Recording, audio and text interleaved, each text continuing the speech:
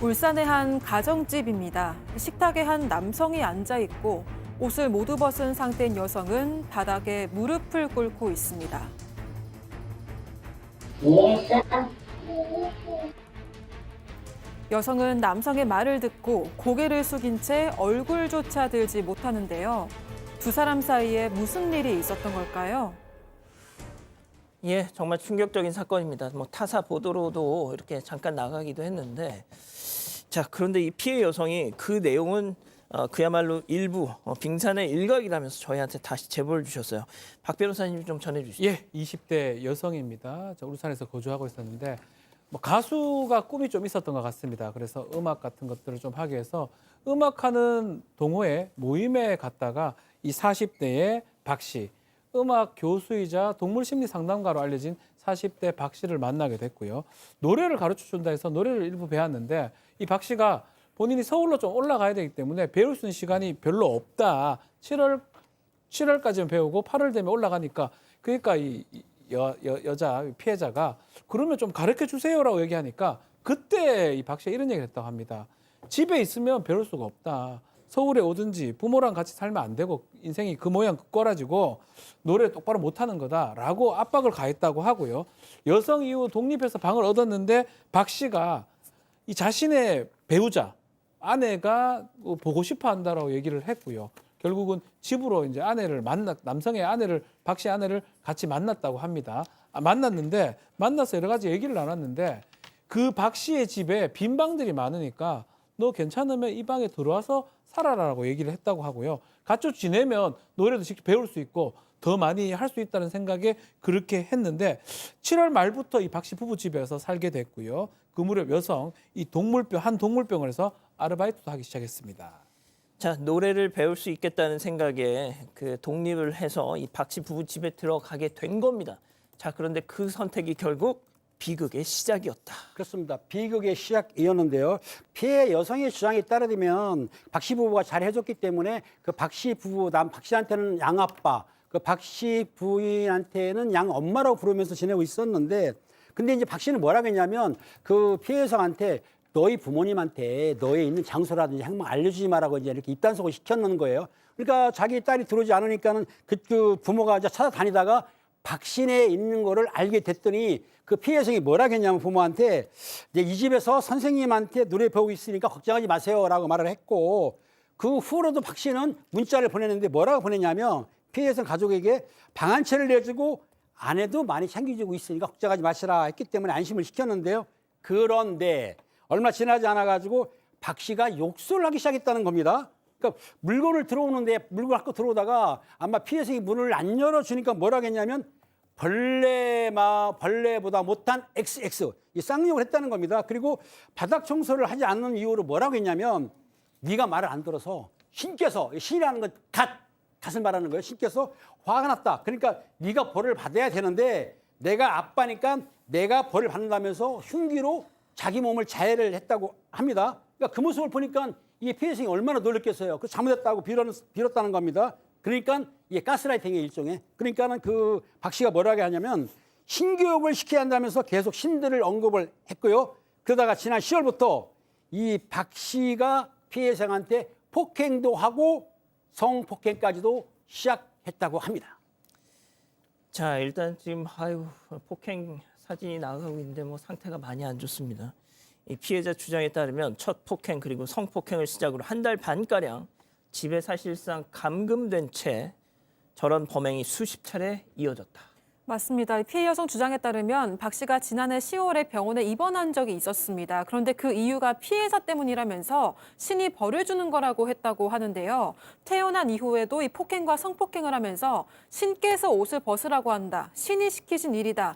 귀신을 빼기 위해서 성관계를 해야 한다고 말했다고 합니다. 그리고 첫 폭행 당시 뺨을 때리고요. 길이 1m가량의 쇠파이프로 때리고 이 박 씨는 아내를 시켜서 옷을 전부 벗기도록 했습니다. 또 아내에게 흉기를 가져오게 한 뒤에 흉기를 들이밀면서 위협을 했고요. 성폭행까지 저질렀습니다. 또 기절했다가 눈을 뜨면 맞는 등 이 22시간가량이나 폭행과 위협에 노출이 됐었습니다.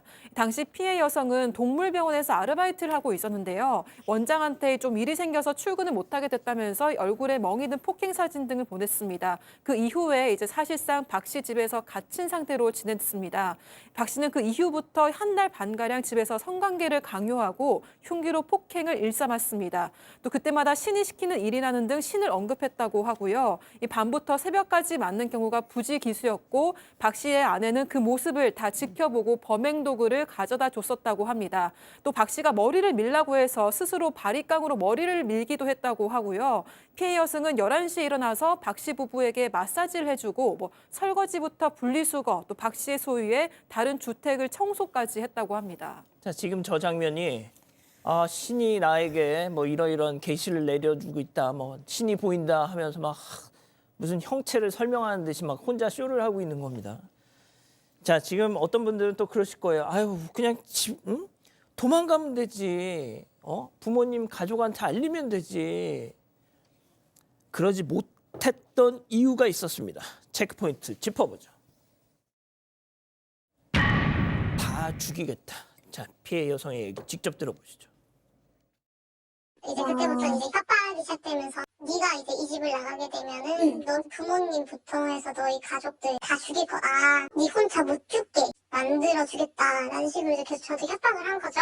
그래서 나가게 되면은 우리 부모님도 위험하다고 그렇게 얘기를 하고 못 나가겠더라고요. 저는 거의 다 포기했었죠. 그냥 죽겠구나 생각하고 저는 그냥 죽을 준비하고 있었던 거고 그때 얘기했거든요. 저를 죽이고 가족들, 제 주위 사람들은 건드리지 말아주세요. 나만 죽여라. 내 주위 사람들은 죄가 없다. 자, 지금 아까 막 이런 게 이제 안 그러면 폭행을 당하니까 피해자께서 일부러 본인도 이제 막 신이 보이는 것처럼 이렇게 막 그런 모션을 취하고 있는 겁니다. 자, 너 이 집 나가잖아. 그 순간 너희 부모, 주변 사람들 내가 다 죽일 거야. 이렇게 가족들을 살해 협박하자 빠져나오지 못했다는 거죠. 교수님. 네, 그러니까 이 피해 여성은 첫 폭행이나 성폭행 이후에 나가고 싶었는데 이 박 씨가 너무 이제 때리고 협박을 하는 겁니다. 그러면서 내가 너뿐만 아니라 너네 가족을 다 죽일 거다라는 얘기를 이제 끊임없이 하는 거예요. 근데 이 여성은 정말로 박 씨가 죽일 수 있는 사람이다라고 믿은 거죠. 그러니까 극심한 두려움과 공포에 이제 압도된 거고요. 이 사람이 뭐 정상적인 얘기가 아니라 네가 너네 부모와 성관계를 했잖아. 그리고 그거에 죄인이다. 그걸 인정해라. 계속 얘기를 했어요. 인정하지 않으면 때리고 성폭행을 하고 이러니까 결국에는 이제 그거를 인정을 할 수밖에 없으니까 그랬다 맞다 이렇게 얘기를 하면 그렇게 범행 일삼은 네 부모는 죽여야겠다라고 얘기를 하고 사실은 그런 적 없다라고 얘기하면 왜 거짓말하냐면서 이제 막 또 계속 때리고 이러니까 이제 인정을 하게 된 겁니다. 그래서 맞다 그러면은 또 나아가서 너 친척하고도 성관계했지 않냐 또 이렇게 나오는 거예요. 그리고 또 다리는 거예요. 그러니까 나중에는 내가 정말 우리 가족들하고 성관계를 했던가라는 생각이 막 착각이 들고 저 가서 자수할래요 막 이런 얘기까지 했다라는 아이고. 거죠. 그리고 또 이제 만약에 니네 부모가 우리 집으로 찾아오면 나는 주거 침입으로 신고를 할 뿐만 아니라 그 부모를 다 죽일 거다라고 얘기를 하고요. 갑자기 막 스스로 자기를 막 때린 다음에 니네 부모가 혹은 네가 내가 때렸다고 얘기하면 나도 너네한테 맞았다고 얘기할 거다. 쌍방폭행이라고 얘기할 거다라고 막 얘기를 하니까 이 여성은 겁에 질려서 다 그냥 모든 걸 포기하게 되었었다고 합니다. 자, 이 피해 여성은 말이죠. 이렇게 있다가 가족들 얼굴도 못 보고 죽겠구나 자포자기 하셨대요. 자, 그런데 이 박 씨가 시킨 문자 한 통 때문에 저 지옥을 탈출하게 됐다고요? 네, 피해 여성 주장에 따르면요. 지난해 11월 24일에 박 씨가 아버지를 상대로 왜 나와 성관계했어? 라는 문자를 보내라고 강요해서 문자를 보냈다고 합니다. 그리고 옷을 전부 벗게 하고 무릎을 꿇리게 했는데요. 또다시 신을 얘기하면서 마지막 기회다. 성관계를 하라 하는데 왜 자꾸 성관계를 안 하냐. 성관계 안 하면 다 죽인다. 이해했냐라고 물어서 이해했습니다. 이렇게 답을 했다고 합니다. 이후 이 성폭행했다는 문자를 받은 부모는 좀 상황이 이상하다는 걸 느꼈고 이 여성을 찾아 나서기 시작을 했는데요. 그러다가 분리수거를 하러 나온 여성을 어머니가 발견을 했습니다. 이 명투성인 여성을 보고 어머니는 집에 가자고 했었는데 여성은 엄마랑 있는 거 들키면 엄마 죽일 수 있다. 빨리 도망가라 이렇게 얘기를 했습니다. 그러자 어머니는 이게 차라리 같이 죽자. 어떻게 너만 버리고 내가 가냐. 너랑 같이 다 갈 거라고 했고 그 얘기를 듣고 박 씨 집에 들어가서 옷을 챙겨 입고 몰래 나와서 엄마를 따라갔다고 합니다. 그리고 이후에 이 가족들이 경찰에 신고를 했던 겁니다. 그 카톡 사진 다시 한 번만 보여줄래요? 예. 자, 그러니까 아빠 왜 나랑 나 어렸을 때 성관계 나랑 한 거야? 막 이렇게 엉뚱한 터무니없는 그 카톡을 딸이 보내니까 아버님이 너 뭔 소리고? 너 약했냐? 그렇죠. 정말 황당해 하시는 거예요. 네. 바로 거기서 아, 우리 딸이 지금 위태롭구나. 말이 안 되는 얘기를 하니까요. 아버지는 다 알고 있을 거 아닙니까? 사실은 가스라이팅 당해서 저 문자를 보냈던 게 결정적 계기가 됐고 결국은 가게 됐고 경찰에 신고도 하게 됐죠. 체포가 됐습니다. 체포가 됐고 한 36시간 만에 뭐 유사 강간, 폭행 등의 혐의로 구속까지 영장까지 된 그런 상황인데 문제가 좀 있습니다. 여기가 울산 동부경찰서인데 이 울산 동부경찰서는 유치장이 없습니다. 없기 때문에 유치장이 있는 울산 북부경찰서에 이제 대부분 가고 거기를 표기를 해야 되는데 전산 표기를 울산 중부경찰서로 표기를 했습니다. 그래서 중부경찰서로 하고 여기 유치된다고 하고 검찰에 이제 보냈는데 문제는 울산 북부에서 지금 하고 있었는데 이 잘못 입력한 바람에 이게 장소라든지 시간 이런 게 구금할 장소가 정해져야 되거든요. 만약에 잘못된 장소가 된다면 불법 구금이 됩니다. 검찰 입장에서는 잘못된 것이다라고 부랴부랴 수기로 좀 바꿔달라고 했지만 전산으로 올라갈 때 잘못 기재가 돼가지고 결국은 불법 구금이 되고 10일 만에 피의자가 밖으로 나오게 됩니다. 구금자 잘못했다고 해가지고 일단 지방검찰청에서는 적법 절차 준수하기 위해서 어쩔 수 없고 다만 여성한테 경찰 인력을 보내서 보호를 강화했다라고 얘기는 하고 있습니다. 아니 그 전산상의 어떤 표기 오류 때문에 저짓을 했는데 그냥 내보냈다고요? 네, 장소가 잘못됐다고 해가지고. 아 그게 그렇게 중요한 거예요? 장소 일시 매우 중요한데 전산이나 수기 오기가 되면 절대 안 되겠죠. 사실은. 아니 그래도 그렇지 저걸 그냥 풀어주면 어떡하? 자 들으신 것처럼 그런 오류 때문에 체포된 지 열흘 만에 아까 그 인간 성범죄 피의자 거리로 지금 나왔었대요. 자 피해 여성과 이 박 씨 가해자 집이 차로 1, 2분 거리라는데 혹시나 마주칠까 봐 매일매일 좌불안석이었답니다. 자 그런데 그 불길한 예감 현실이 됐답니다. 직접 들어보시죠. 한번 마주쳤었거든. 섭외되고 나서 다 마주쳤죠. 부부랑 둘이 같이 실 내에서 마주쳤어요. 둘이 완전 싱그벙글 웃고 있고 경찰 보고 막 어머 안녕하세요 이렇게 동네 사람 마주친 것처럼 인사하고 저희 엄마 위아래로 훑어보면서 웃고 네, 경찰한테 감옥 갈 준비 다 끝냈다고 감옥 가기 전에 와이프 돈 벌어주고 가려고 일 좀 하려고 한다고.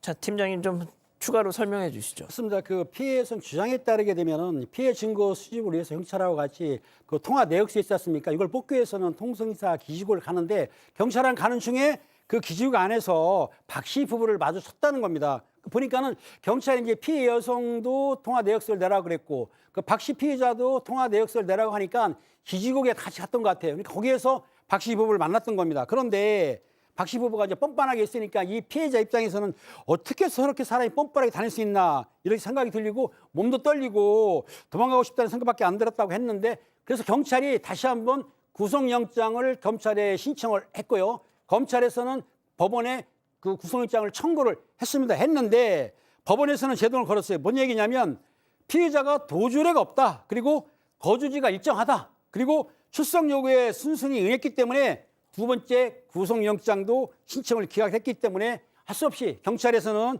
그 검찰에 불구속으로 송치를 했는데요. 그 아내 같은 경우에는 그 방치 혐의로 송치했기 때문에 실제적으로 구속되지는 못했던 거죠. 저 짓을 하고도 지금 그냥 활보를 하고 다닌다는 게 이게 말이. 자 교수님. 네. 그러니까 이 피해 여성은 지금 집 밖을 아예 나가지를 못하고 있대요. 그러니까 그 두려움과 공포를 아직까지도 고스란히 느끼고 있는 거죠. 그런데도 이 박 씨 부부는 거리를 활보하고 있으니까 너무 현실이 서글프다라고 얘기를 했고요. 정말로 아직까지도 부모를 죽여버리겠다라고 얘기했던 게 떠올라서 너무 무섭다고 합니다. 게다가 이제 늘 맞던 시간이 밤 10시부터 새벽 5시, 6시인데 지금 이 여성의 경호문가 새벽 1시까지만 이루어지고 있어요. 그러니까 그 시간이 되면은 더 벌벌 떨리고 무섭다고 합니다. 그런데 이 박 씨는 수사 기간에 뭐라고 얘기했냐면요. 본인이 성폭행을 당했다라고 얘기를 하고요. 그리고 그 여성이 자기를 덮치려고 해서 나도 어쩔 수 없이 때린 거다라고 얘기를 하고요. 지금 이게 그 나는 박씨죠? 네, 예. 나는 신 얘기를 한 적이 없다라고 이렇게 잡아떼고 있습니다. 그런데 이 사람 뭐 동물 심리 상담가 무슨 심리 상담을 하는지 전 알 수가 없는데 TV에도 나오고 책도 썼던 인물이기 때문에 이런 짓을 벌였다는 게 더 화가 나서 꼭 합당한 처벌을 받았으면 좋겠다라고 밝히셨습니다. 참나 이게 참 어처구니가 없네요.